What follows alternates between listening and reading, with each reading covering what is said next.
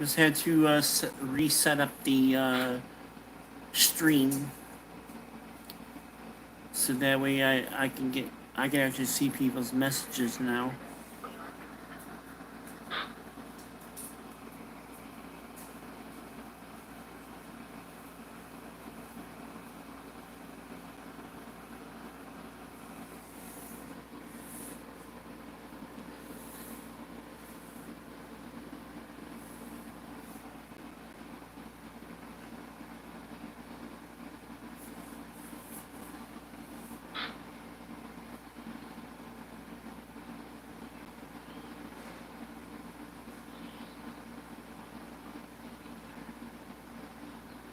But yeah, I figured it out.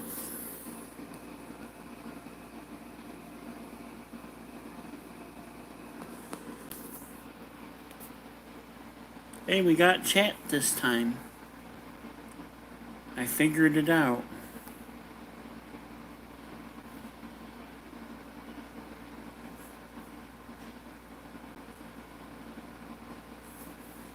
I can be able to see people's chat.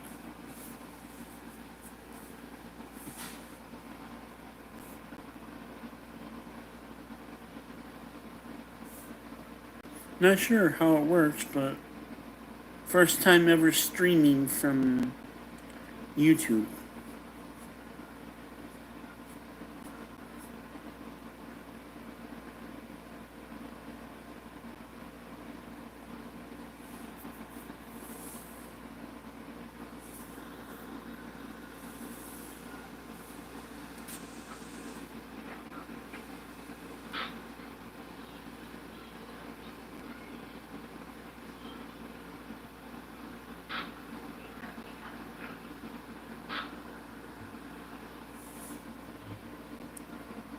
So welcome, welcome. If you can leave like a text in the chat. I want to make sure that the chat is working.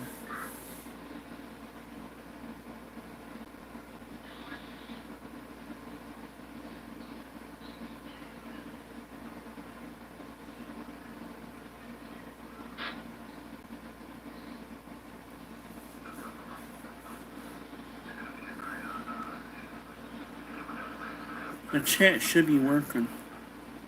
Oh, there you are. Hey, what's up? Hey, what's going on, Joseph? How are you today?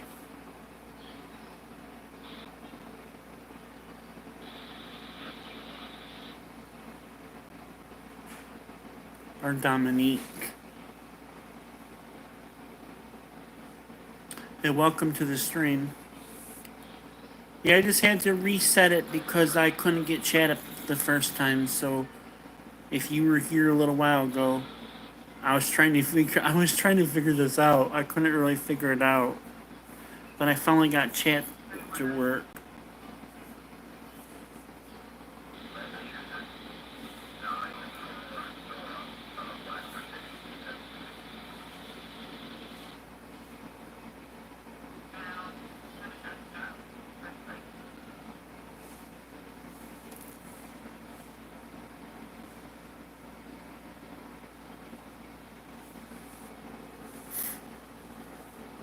Well, thank you for stopping in, and you appreciate it. How's everybody else doing today?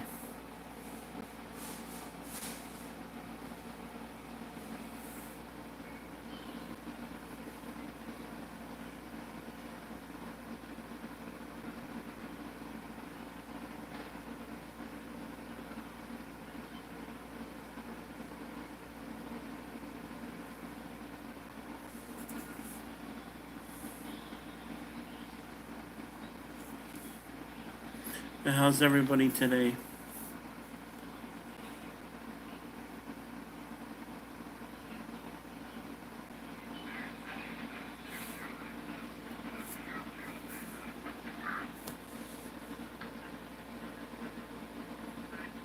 Hey, welcome everybody.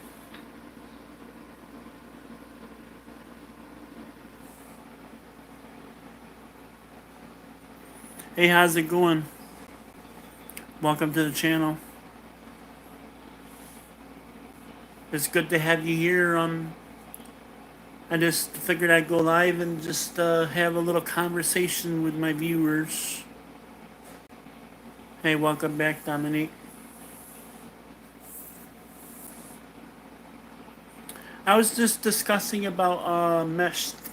There's a new thing that I've been playing around with called Meshtastic. Not sure if any of you have ever heard of it, but it's pretty neat. It's pretty neat to get involved in.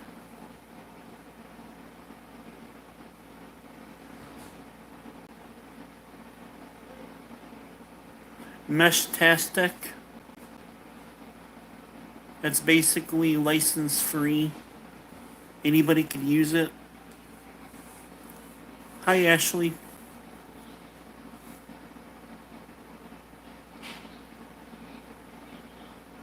Yeah, thank you.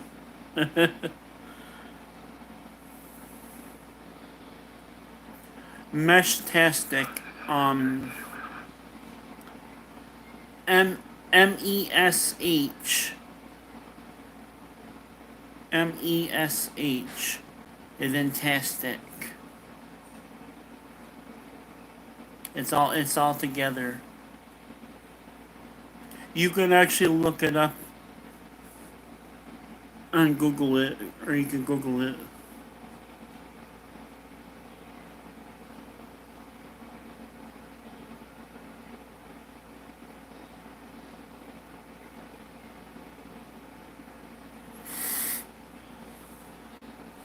But I think you'll enjoy it. It's pretty cool.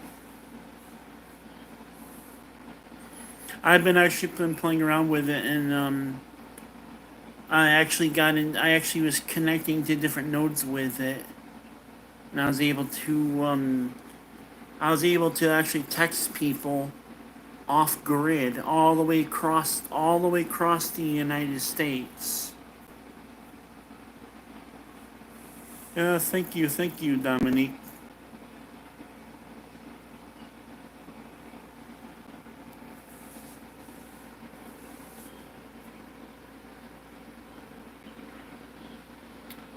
That's cool.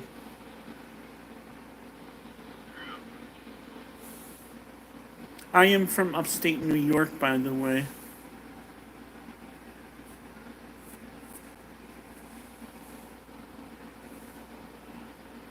How does Meshtastic work? It actually works off grid. It actually works on. It actually works. It actually works off of Blue,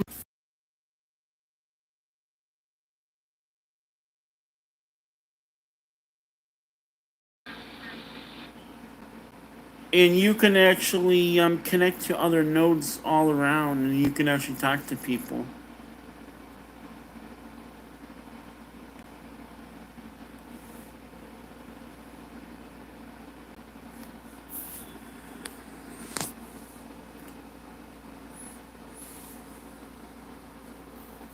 It's a new technology. Is used by the name of it is LoRa, LoRA, and it stands for Long Range Communications. That's the name of the device. But they have lots of different devices you can choose from. They got the T Beam, they got T Deck, they got Haltech or Haltech, the version 2, and then they got the new one, version 3 out.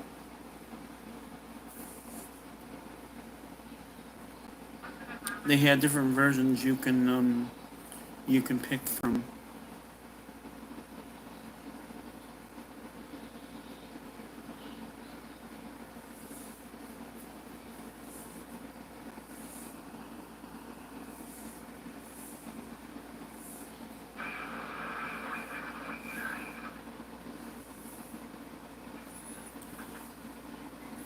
Yep.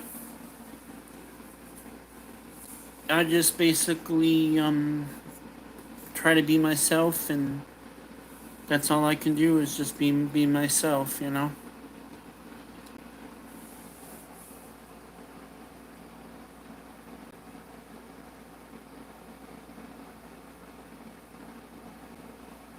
I like to just be myself, and I like to have I'm interested in technology, communications, technology. I'm even into gaming as well. You will see a lot of gaming on this channel.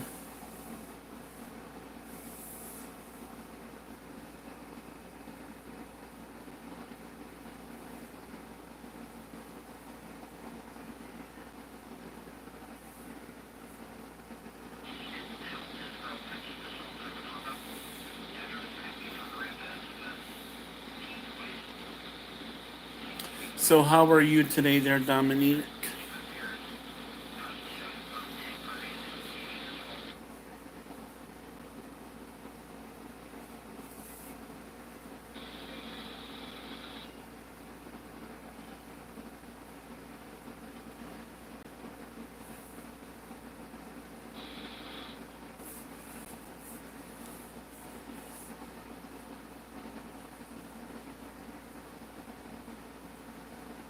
I'm not sure if anybody is still here, but I don't know how accurate it is.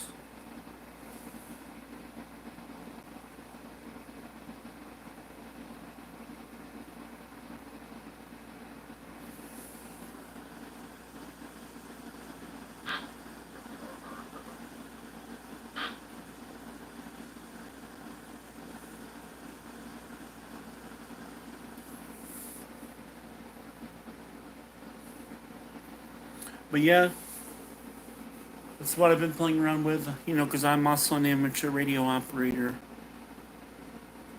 I am a licensed ham operator. I do I get onto like repeaters and stuff. I use radios like this. It's my DMR. This is my DMR radio. I get on I get on through hotspot with this, and I can be able to talk to people worldwide. And then I have another radio that I talk to my local repeater with. This is my other radio. This is what I talk on my local repeaters with.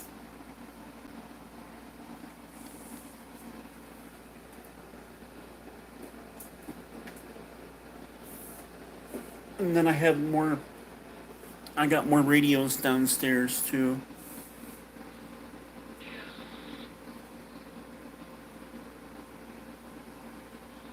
Because I got like Skeeter radios. I got like Skeeter radios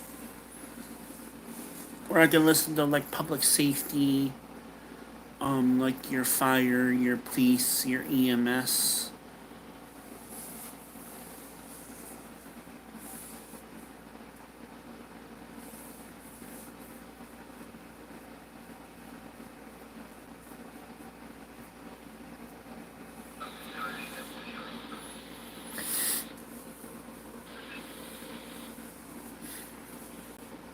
We had some really bad weather here last few days. Last like 3 or 4 days, we were under tornado warning, and there was actually 42 tornadoes or 42 tornado warnings in my area. And there was actually a tornado, and then north of the Adirondacks, the northern part of me got hit by a really bad tornado, and it did a lot of damage, a lot of structure damage to the property. It destroyed it knocked down a lot of trees and wires, and then they had problems with flooding as well. So we just had been have some nasty weather.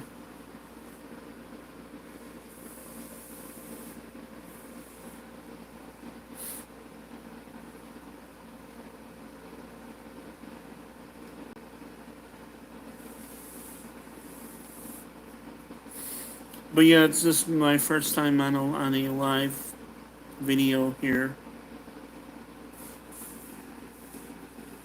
It's my first time ever using it or trying it out.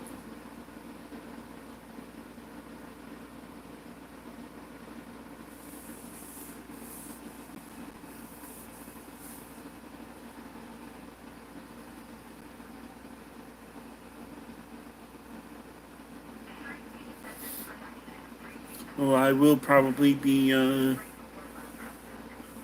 I might be streaming some gaming here too. If anybody's into games, I play all kinds of games. I play Minecraft. I play Fortnite. I play there's a couple of other games I play. So I am into gaming. I'm into PC gaming. I got a gaming PC. That's a pretty decent gaming PC. It's a pretty nice one. Pretty powerful.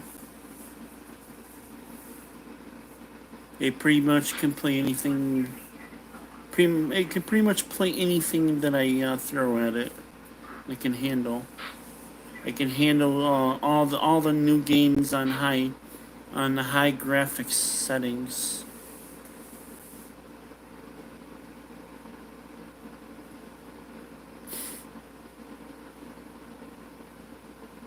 So maybe we'll be doing more of that. We'll be going live more.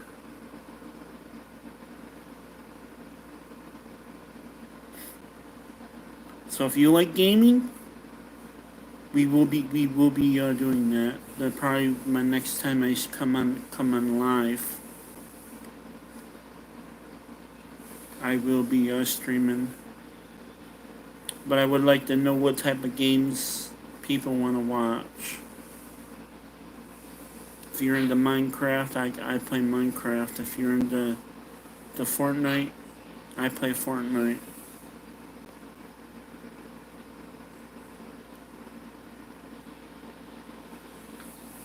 And there are a bunch of other games that I play too.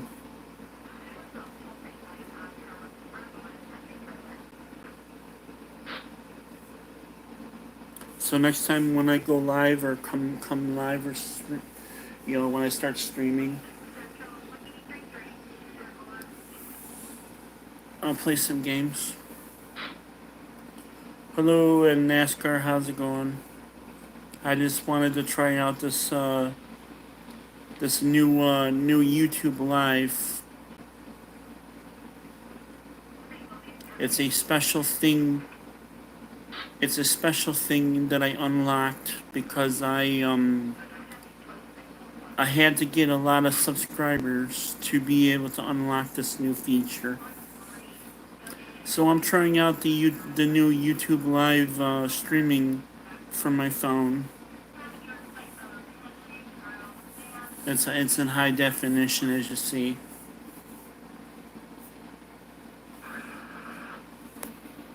So I've been trying that out a little bit.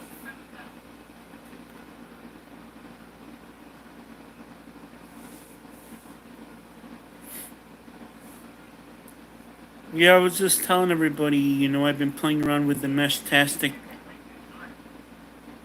And what's nice about Meshtastic, it's off-grid communications, meaning you can text chat to anybody anywhere without needing the internet or phone service. It works through like through RF. Anybody can use it, even you can. Like even you could buy one and you can use it without needing a license. It's called Meshtastic. You can actually buy them. They're like little devices about this big. And you basically, you got to put the Meshtastic, you got to flash the Meshtastic firmware onto the little device. It's like a little board about that big, and it's got like a little tiny antenna on it. I showed you what it looked like before, I showed you pictures of it. And it actually is really cool how it works. It actually forms like a network. Say if somebody's outside, like they're 2 miles like down the street. Say they're down the street, right? They have like one of those mesh devices, and they have it synced up to their Bluetooth on their phone. And basically, what that device is it transmits your when you're connected to it, to the mesh network, or when you're connected to that little Meshtastic device from the Meshtastic app on your phone, you can actually text message. You can send a text message through it, and you don't even need the internet. You don't need cellular service or anything. It works right through the RF, like right through airwaves.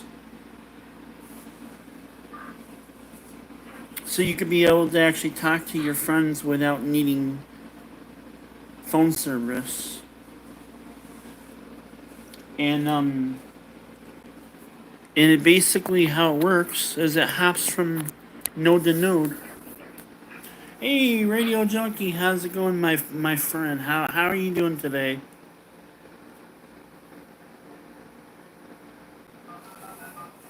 Just figure I'd try out this new Facebook Live or this YouTube Live.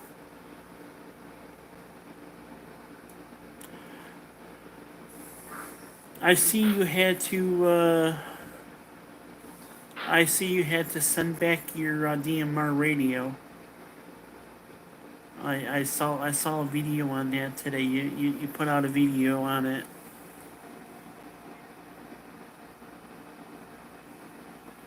Oh yeah, how was the Hamfest? I bet that was a lot of fun.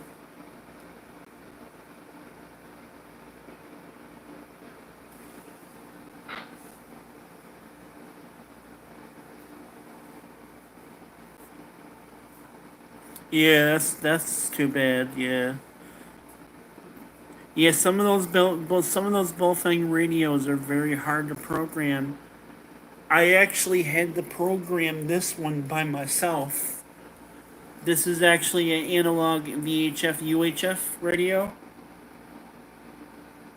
but I had to program this one by manually because I couldn't program it with by software, so I actually had to learn how to program it by manually.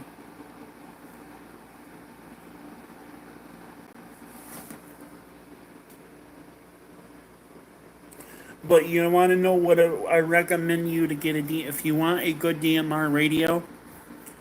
If you want a good, reliable, cheap, not very expensive DMR radio, I recommend you to go with a TYT 380 or the 390 model, and it looks like this. This radio you can program. You can program without any problems with Windows 10 or 11. You can program it from a computer.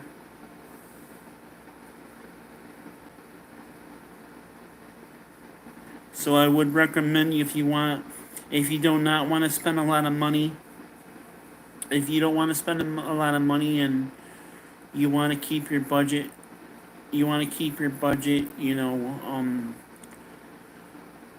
want to spend like $300 on a radio. You just want to, buy a radio that will get you on DMR. This is the radio to go with because it's easy to program and it's easy to set up. It's not hard. It's not hard to set it up. Yep, you can buy them. You can get them. They range from around $100. You might actually be able to get one cheaper, but they range from like $100 and up. depending on what model you want. The MD390s are the new radios, the newer ones. I recommend you to get the MD390 because it's got VHF and UHF, and it's even got, I believe it's even got GPS in it.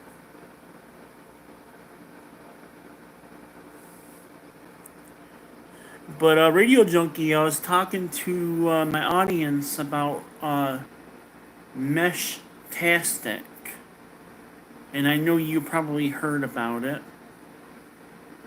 You probably heard about what it is or what they are. But I actually got a Meshtastic radio, like a little radio. It's about that big. And what I do like about it is you do not need a license to use it.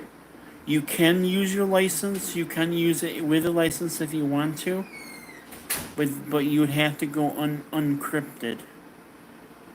But if you just want to use it, just use it normally, you can go encrypted with it. And what's nice about it is you can actually do off-grid messaging. And basically what it is it works like a transmitter. It goes to real frequencies, real RF frequencies. And all you do is you flash it with you get the firmware and you flash it with the Meshtastic firmware. And then you get the Meshtastic app and you put it on your phone, and you sync it up with Bluetooth because it does not need Wi-Fi, and it does not need cellular service. It will actually work without internet and phone service because it's working through through air frequencies. But what I like about it is if you have a friend that's about 2 miles away from you, you could connect to his node and be able to talk to him and text messaging with him. And if he has another friend that's 2 miles from him, it will actually hop from node to node. And the more nodes that are up on the network, the more nodes in the network in the area that's coming up, you actually will start hopping through all the different nodes. And before you know it, you could talk clear across the United States with it. I'm actually talking to people all the way in California. It's pretty neat how it works.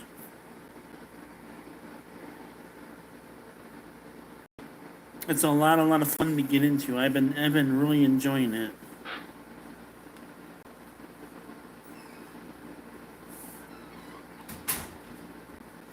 It's called LoRa, LoRa, Meshtastic, and it's called LoRa, LoRa. And there's different names for it. There's different names and stuff, but LoRa is long range communications. Yep, it's pretty neat. You can actually set up antennas. You can actually set up like your own repeater with it. You can actually get like a mounting kit, and you can put like an antenna on it, and you can put it up on like a high like pole mast outside of your house, like up over your roof. And the higher it is, the more range you're gonna get with it. You're gonna be able to get out a lot more better with it. So that's pretty cool to get into. And a lot of people actually use them not only for text messaging. They actually use them for checking the weather.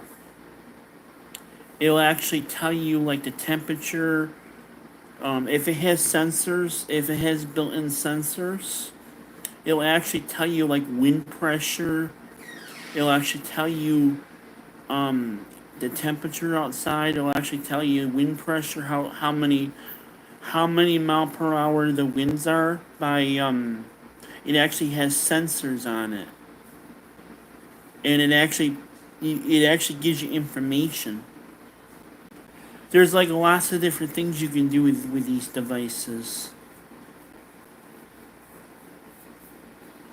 They're pretty cool. They're pretty cool little gadgets to play with.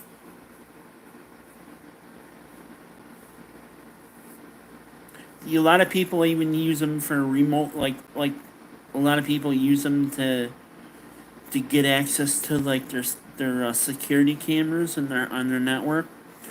So if they don't want like their security camera to go over like a Wi-Fi network or open Wi-Fi network, they actually can go through the Meshtastic network with it. They actually can go encrypted, and because remember I told you it's encrypted, and you can actually set up a security camera network with Meshtastic as well. There's lots of cool stuff you could do with Meshtastic. Um, there actually was a guy that he actually set up like a water draining system, and basically what it does is on his roof he's got like these water drains that collect the water, and it goes into like a water collection chamber. And what it does is it fills up water, and basically he collects rainwater, so it doesn't so the rain does not cause flooding. It actually will collect the water from the rain, and he can actually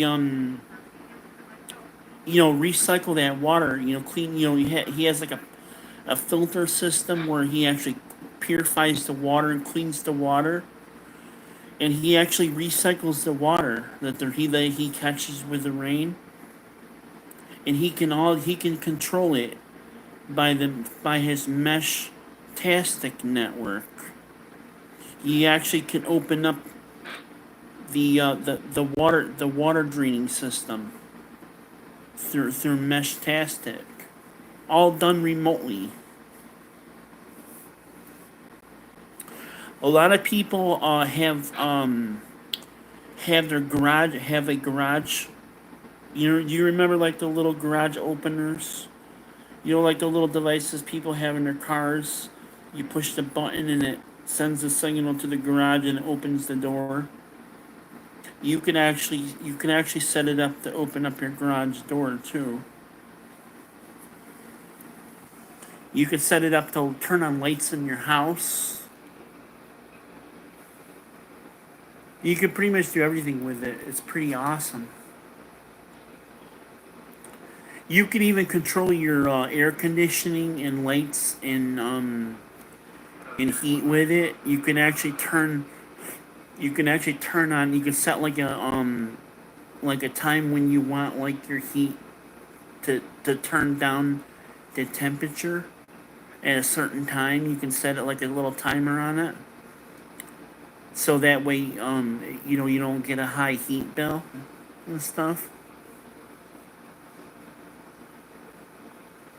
There's lots of things you can do with Meshtastic. It's pretty amazing. Like you could do measurements with it. There's all kinds of cool little things you could do with it. But each thing you do is a mod. It's like a mod or like some kind of add-on. But for me myself, I only just use it for communications purposes, for emergencies and stuff. Like if the power were to go down, like if the power grid were to go out, and you do not have internet or phone service, all we could really rely on is radio communications. And Meshtastic, it basically is a radio. It basically is a radio. It's a transmitter radio.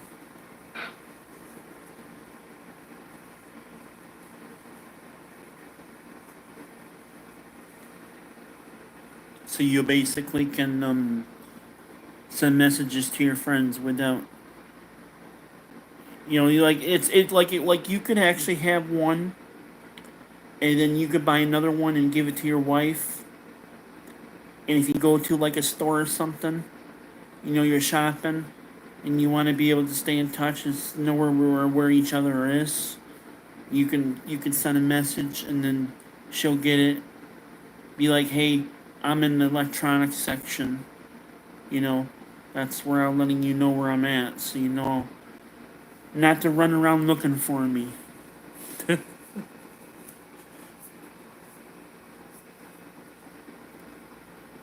You can give them to your kids, and if you got kids and stuff, you can give them to them, and they could be able to, stay in touch with you and stuff. And not only that, they are great. They are a great for They are a great gift. It's a great gift to give to somebody for like birthdays and Christmas. It's a good gift to give to somebody.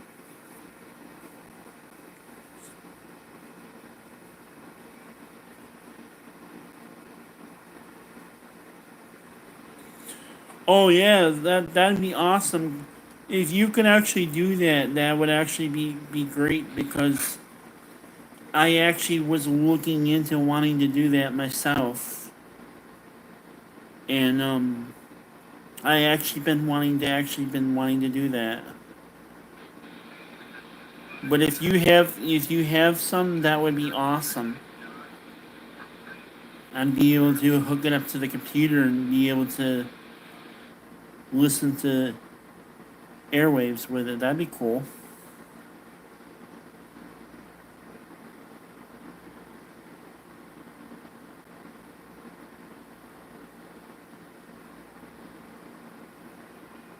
Oh, that's cool. That's really cool. That'd be another little toy to play with.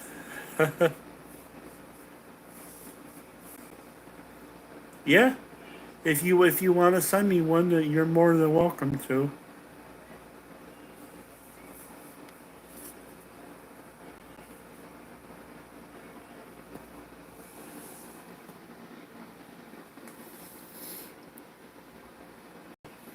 The more technology, the more technology, the more funner it gets, right?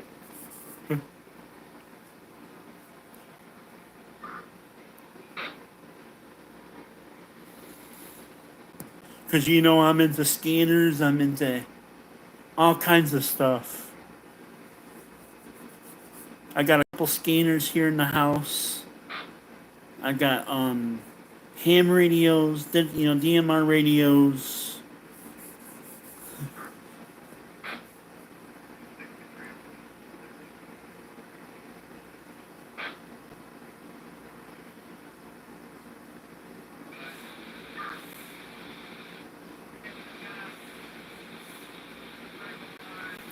Okay, that sounds cool. I'll be looking for it, definitely. If you sent out the QSL card, I didn't get it yet, but I probably will be getting it in the mail if you already sent the QSL card.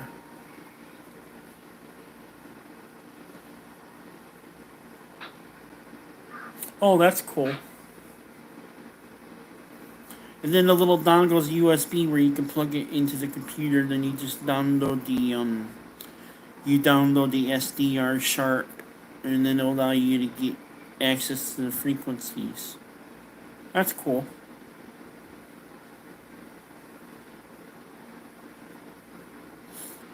Yeah, I'll be definitely looking for it in the mail. Definitely be looking for it in the mail. That'd be cool.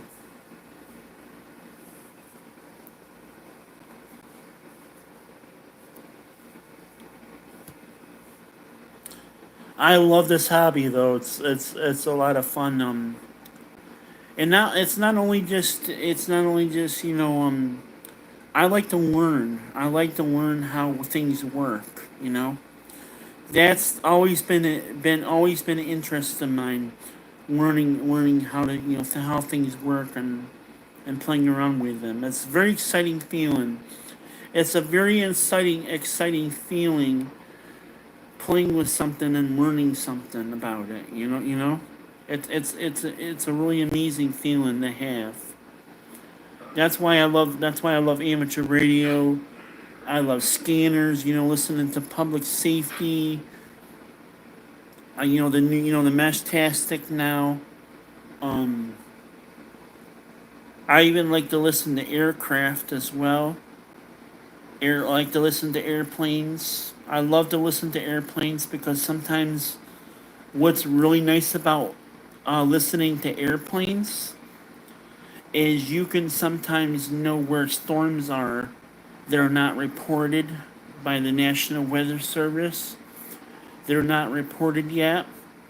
And planes actually will tell you if you listen to the air traffic, sometimes they'll actually report storms back to the control tower for the airplanes, like the airports and stuff.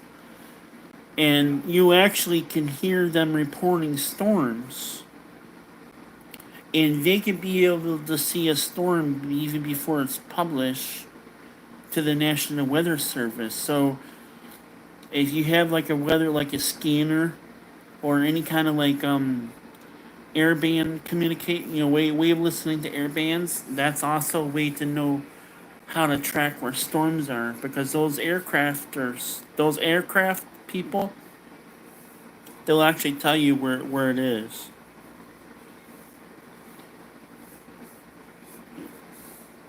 They'll actually say that they gotta land, they gotta look for the closest a closest place to land, especially if they're up in the air. And if an air, if airplane, if it's hailing, if those hailstones are about the size of like golf balls or even a tennis ball, hail will do a lot of damage to a airplane, especially the very like that thing that spins in the front, the propeller. It'll actually do damage to it, and it actually can cause engine failure. Very dangerous to fly in the skies when it's hailing. It's very dangerous. That's why when they're going into when they're going into a storm, they try to avoid going in it, because in case of hail or lightning, lightning is another thing that's dangerous for aircraft. So they avoid it by, you can actually hear all this on the air. Yeah, you can actually hear all this on the air. You could actually know when they have to land. They'll actually call back to their control tower, and they'll request for emergency landing, because there's a storm in progress and they need to land. They'll actually tell you their location, like the coordinates. And if you're into aircraft, you can actually track aircraft. There's a software that you could put on your computer, where you can actually track down aircraft, and they tell their aircraft number. Each aircraft has a number, has a license number, or a number that they have to tell what their number is. And then they'll tell their number, and then you could go onto the app and you can punch in the aircraft number or the license number. You can punch it in the software, and you can actually track where the plane is in real time.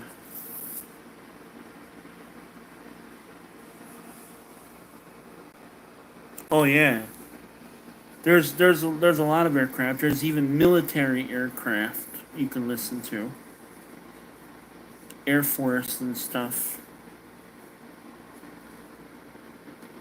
I love aircraft. Listen to aircraft stuff. It's pretty cool.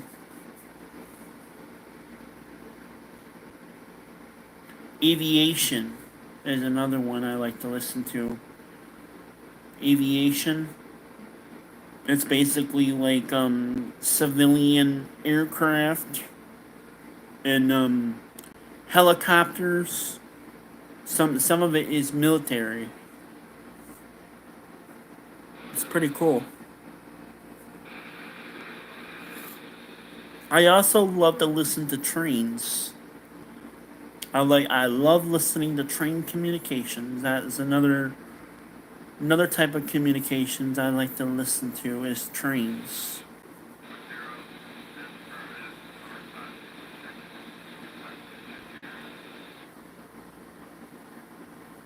Yep, yep. I don't know if you have any trains in your in where you live, or if you live around any trains, but I recommend you to program some of them in your radio. You got a scanner, program in some of your your local rail frequencies. And they are a lot. They are another thing that's fun to listen to is aircraft, or I mean trains. Boats are another thing that is fun to listen to. I haven't really heard too many of them because I don't live near like water or anything. But Marines is another fun thing to listen to. Like you like your Marine bands and your Coast Guard. That's that is fun to listen to.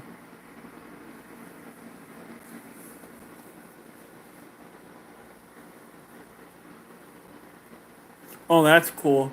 Well, trains is really cool to listen to, and I'm not sure if you have ever heard of the rail detector beacon going off. You ever heard of the rail detector beacons when the train comes like through, it actually will like it'll actually say no defect, and it's like electronic computer voice. It'll say no defect, and they'll say like their where they'll say like what rail, like rail one or rail two, what rail that they're on, and they'll say their mileposts to where they are. And you can also track air. You can also track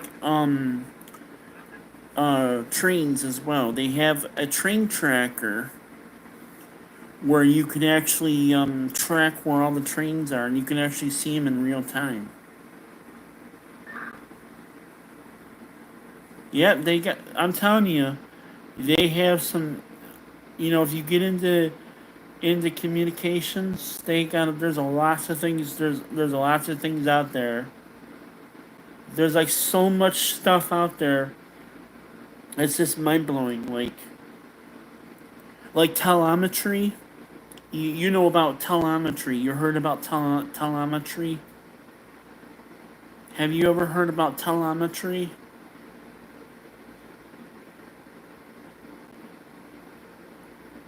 Telemetry where it's pretty awesome. Telemetry is actually in Meshtastic as well.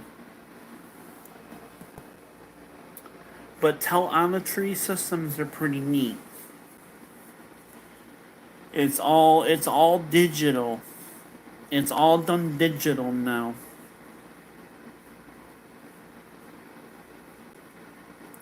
And telemetry um works in different ways. There's lots of things, lots of different ways it can be used.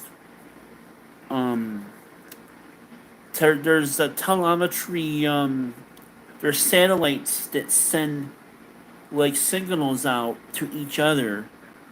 They do like a telemetry, like like a like range testing. It's called telemetry range testing. And what it does is it, the satellites, they will send telemetry data to each other, and it measures like the range of how, the range, like the range, and it gives them like a range report, and it tells them how well their satellites are working. And a lot of military uses them to track telemetry, like missiles, and they actually track nuclear missiles, and missile warheads and stuff. They actually have the telemetry in the satellite that actually has an AI engine, and it actually locks onto the target, and it like follows it. The satellite follows it across the sky.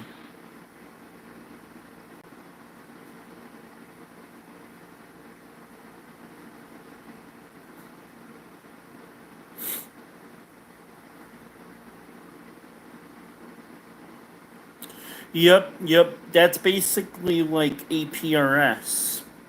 APRS has a little bit of telemetry built into it. Even some of the new digital modes have a little bit of telemetry built into it, like the JS, what is it, JS 8 call, or whatever you call it, JS 8. I believe that has telemetry in it, built into it. Some of the new digital modes, when you do on HF, has telemetry in it. What I mean by telemetry, how it works during telemetry, like in real time when you're doing JS 8, it basically has a real time map, and you can actually see real time, like, telemetry of signals going back and forth in real time on the map, and you can actually see where your signal is going. You can see where your signal is going to go, and where it hits. You can actually get a signal report before your signal even gets to where it's got to go. You actually will have an idea where it's going, and you'll know when somebody's sending one back to you. When they send one back to you, you can actually see them in real time on the map, sending you your data back to you. It'll come digitally right up on the computer on your screen. It will actually tell you like their call sign, and they usually like to give you like their signal reports. It's pretty neat how it works. I wish I could get into that, but of course it requires a lot of expensive equipment. HF is very expensive. HF is a very expensive, very expensive to get into HF. You gotta have money to have some of that equipment, because some of that equipment is like a $1,000 and up, because a lot of it is digital, is software defined. A lot of it's digital and stuff. And so it costs a lot of money for that equipment. It takes years of saving up, for sure.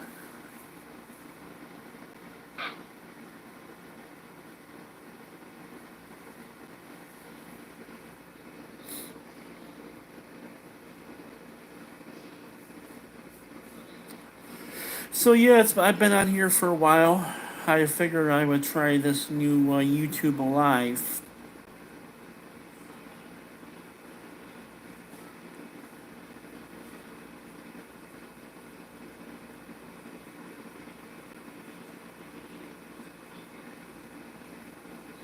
Oh, that's neat. That's cool. That's actually really cool. So I can, you mean I could be able to monitor some of that, some of that digital stuff?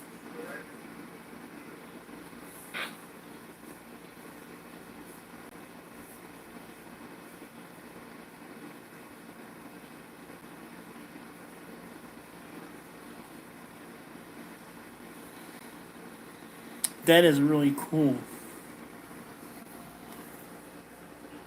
Yeah, that's actually really cool. I'll have to get into it. And I'm sure I can. Does that dongle also do VHF and UHF also?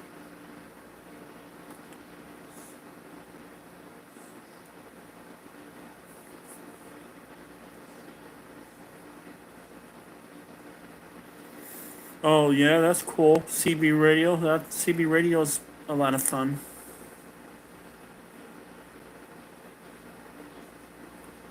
Virtual audio cable works to help multi PSK code. Oh, it's like a decoder. Okay. Oh, that's neat. That's really neat how that works. I have to play with it. But yeah, if I can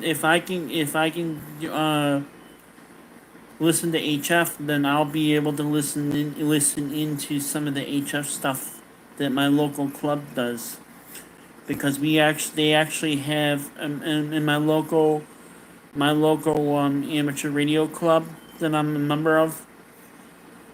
They on Sundays on Sunday mornings they actually do nets, digital nets for HF.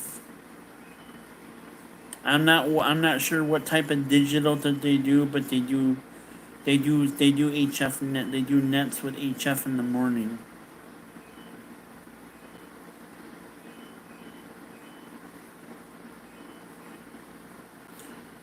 Well, it was good that you stopped in, Justin. I do thank you that you stopped in.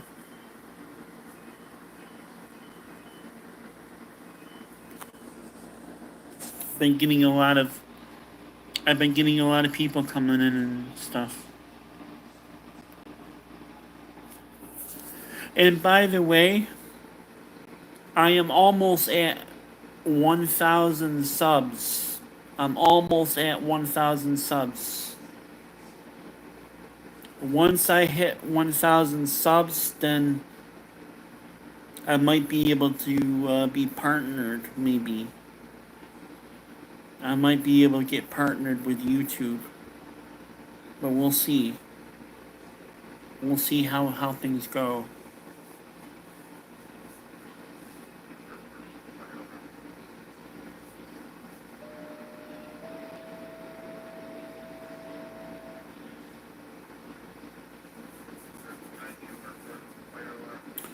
Oh, if you want to see my I got another scanner.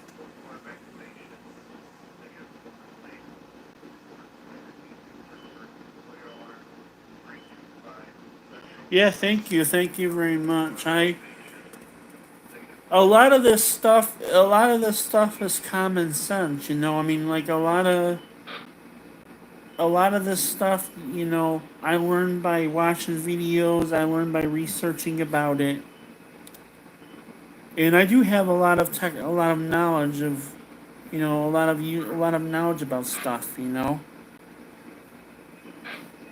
it's pretty neat to learn about this stuff.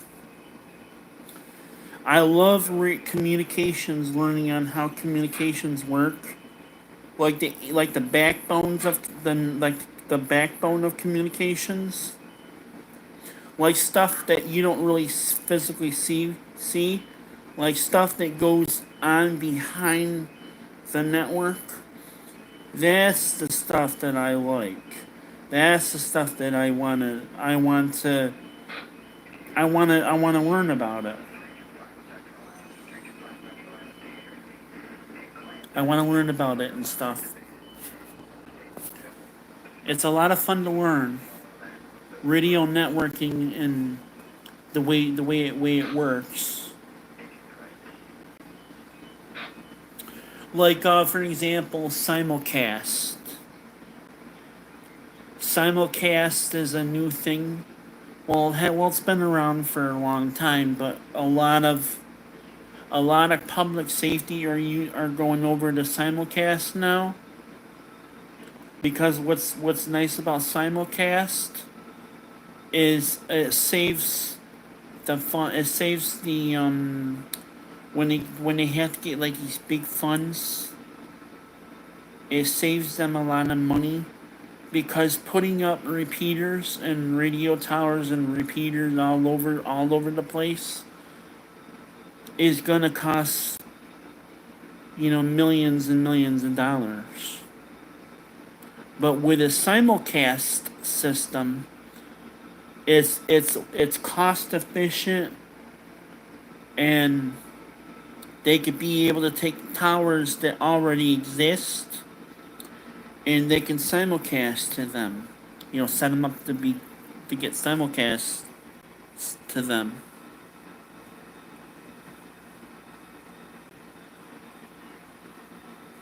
Oh, same with me before I even got into amateur radio.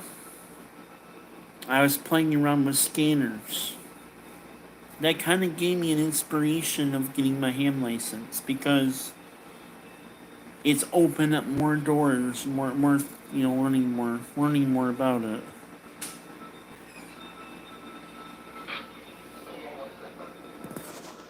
But yeah, my other scanner right here. That's my Whistler TRX1. It's a digital, analog and digital. It can do P25 phase 1 and phase 2, but it can only do conventional digital. It cannot trunk track. It can do DMR and NXDN as well, but it cannot trunk track any of that. So that's the only bad thing about that radio there.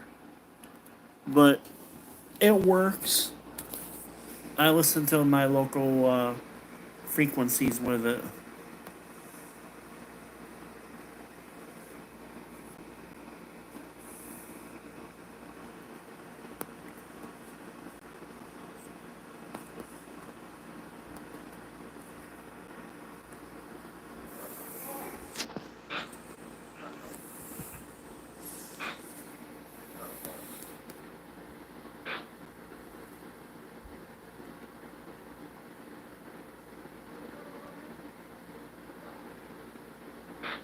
Oh yeah, I remember the old crystal radios. I do remember those old Bearcat crystal radios. My uncle had a couple of them, and they actually worked by. You had to go to Radio Shack and you had to buy like the crystals for whatever frequency you want, and then you put them in. You put the crystals in the radio, and they actually work off the crystals. It's pretty neat how they work. Yeah, that's like some old school right there.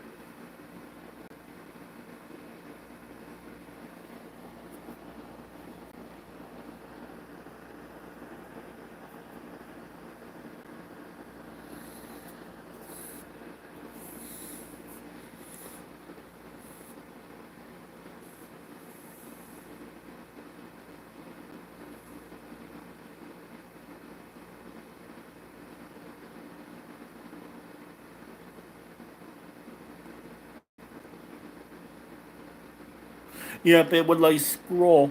It would look like when you watch the lights, the lights. It actually looked like that they were like hopping.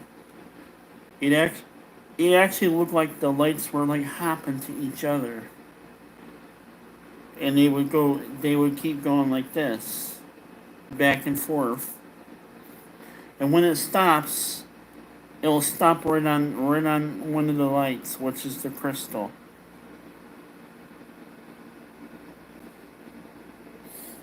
It's pretty. The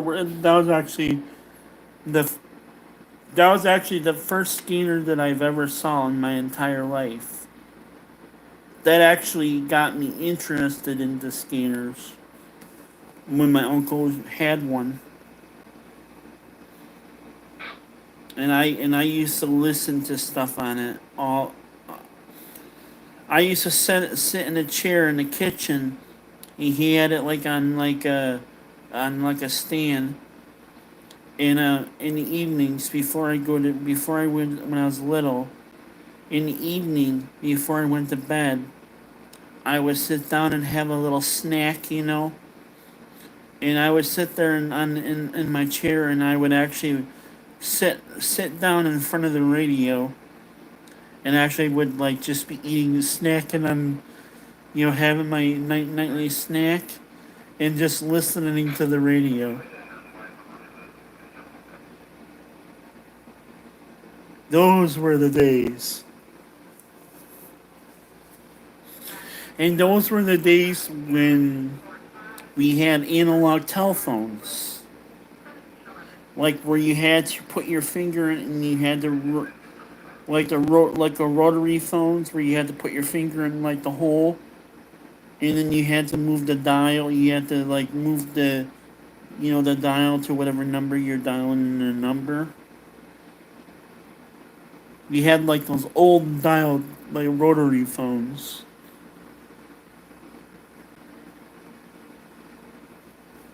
And back then, they had a thing called party line.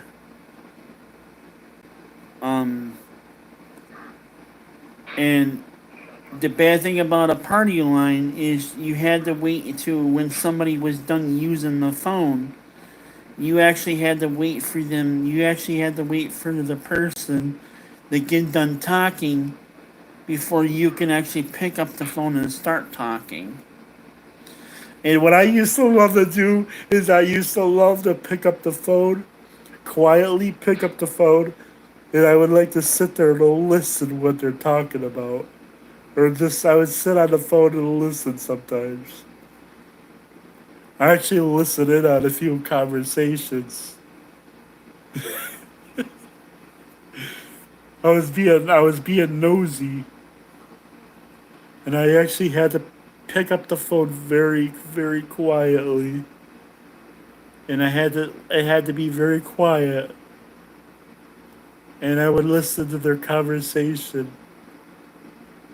I'd be like hearing them talking, and then I'd be like, "Oh, okay, they're getting ready to end their call," so I had to hang up when they hung up. That's how I would know to dial a number.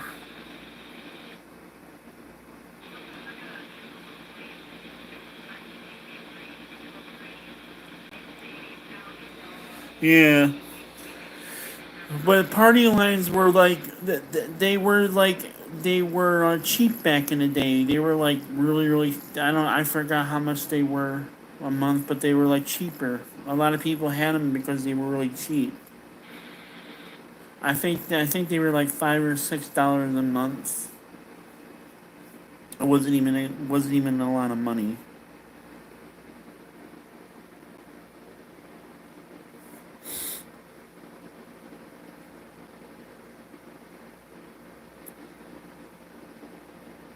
Remember the old payphones, or the old payphones where you had to put a quarter in it just to make a phone call. Well, what we used to do is we used to bypass it.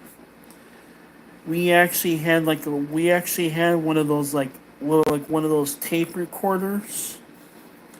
And what I would do is I would record the tones of the coins going into the machine, and I would record the tones. And what I would do is pick up the phone, and then I would wait for the operator to say, please deposit 25 cents. And then what I would do is I would play that recorder into the phone, and I would trick the phone systems to think that I was actually putting money in the phones. And I actually would be able to get away with making a free phone call back then.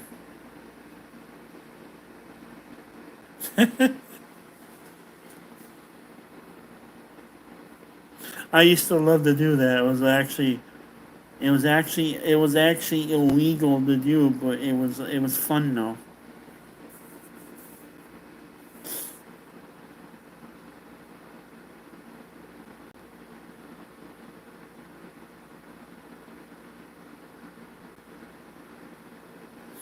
I imagine it got pretty costly. So there's like tricks that you can do to make free phone calls. There was like lots of different tricks you can do with them.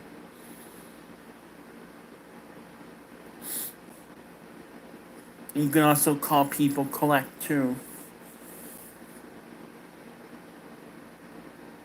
What I used to do is I used to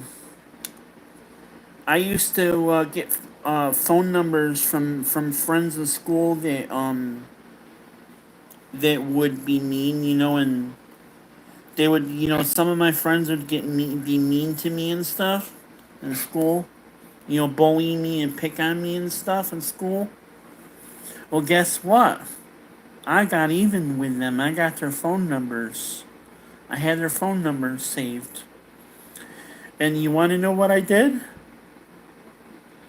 When I dialed a number and I was talking to an operator, I would tell the operator what phone number I wanted to build the collect call to. I would I would tell them the phone number that I want the call to be billed to, and they actually built them sent them the bill, and I actually was making free phone calls.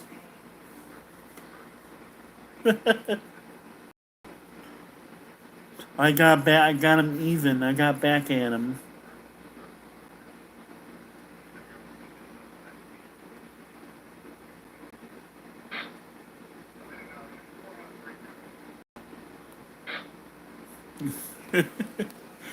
You know what else was funny? Do you remember?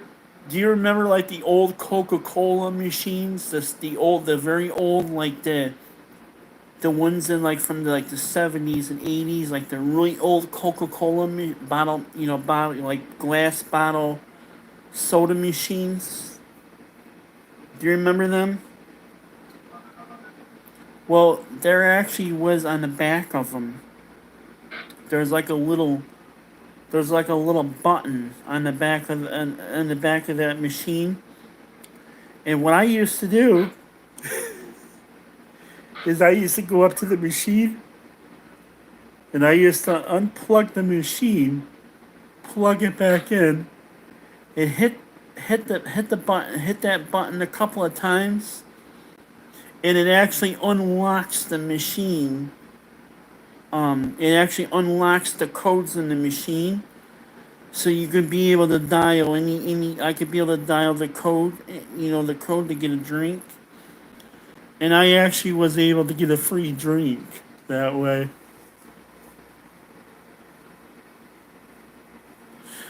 But do you remember on the back of those machines? Do you remember on the very back of them, there was like a little button. There was like a little button on the back of it, like a little gray button about that big, and it had like a list under it with all the different like codes, like serial codes and stuff. Well, if you unplug the machine, it actually it actually loses its memory when you unplug the machine, because once you unplug that machine, you have to re-register the machine with the codes that's on the list, right? So what I would do is I would unplug the machine and I would plug it back in and I would hit this reset button. I hit the reset button and it actually allowed me to get a free soda out of the machine. Every day after school, I would go down to the store. They had one of those like really old soda out of it every day after school for free.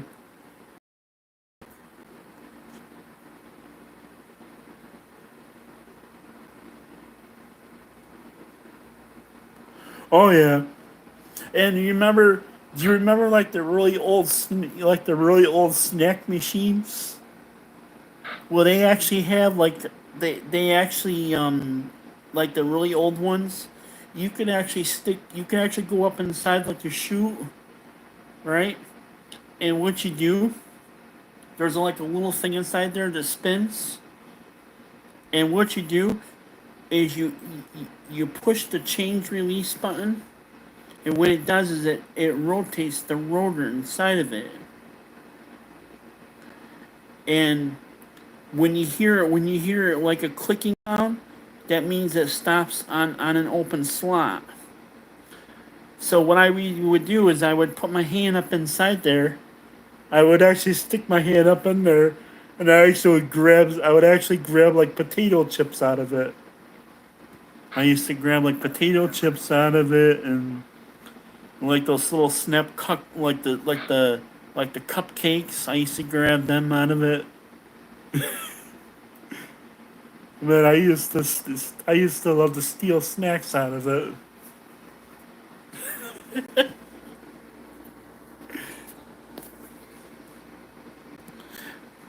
Back in those days, you know, they back in those days, you can literally get away with that. You could literally get away with robbing those machines.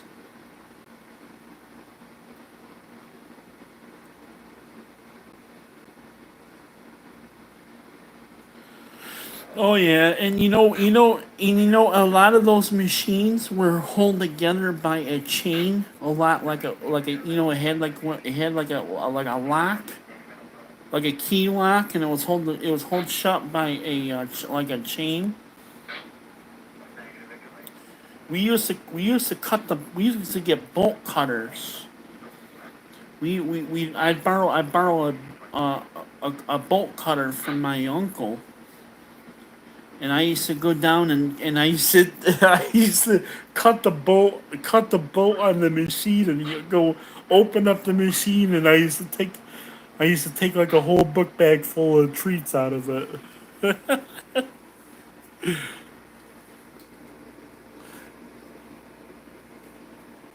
The stuff that I did when I was a kid. I wonder I'm not in jail. I wonder that I'm not in jail.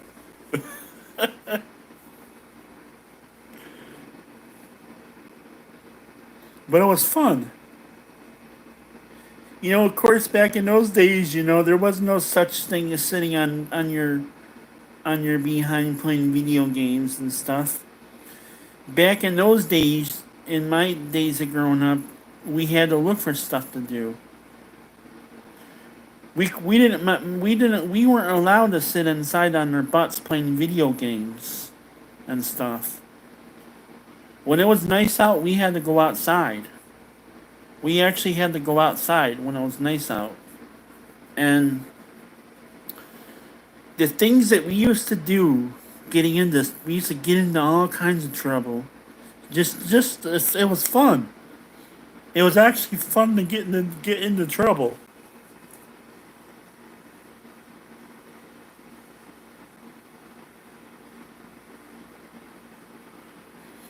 The stuff that I did, if I did some of that stuff today that I did back then, I probably would have been in jail.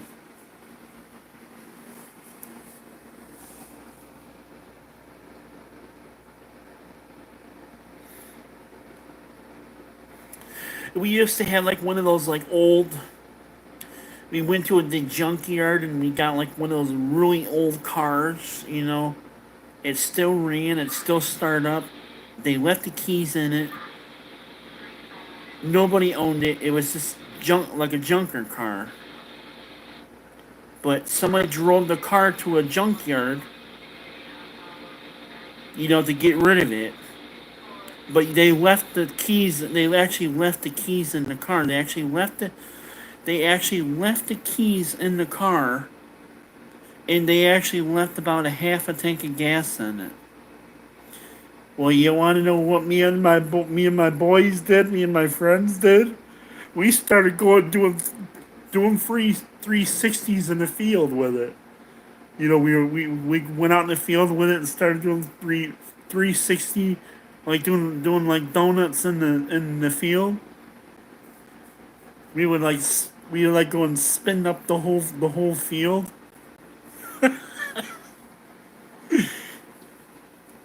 We drove around with it all day. We rode around like the dirt roads. We took it up into the dirt roads and like the old farm like dirt roads. Drove it up in the state lands. We didn't even have a license either. We were driving it.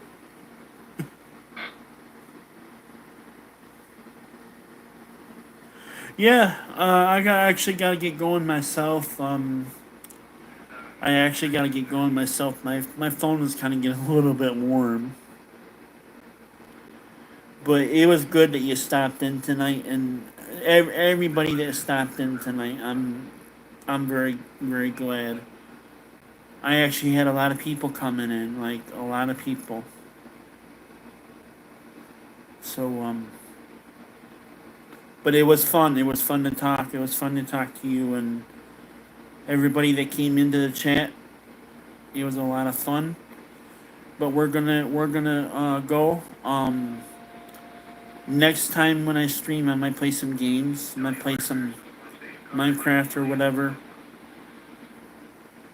I might do some more. I might do some live streaming and show you what the Meshtastic looks like.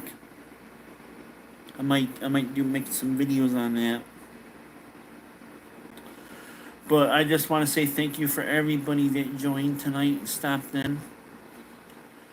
And hit the like button, like hit the like button, and and you guys have a good night. Thank you everybody for stopping in tonight. Have a good night, everybody. Bye.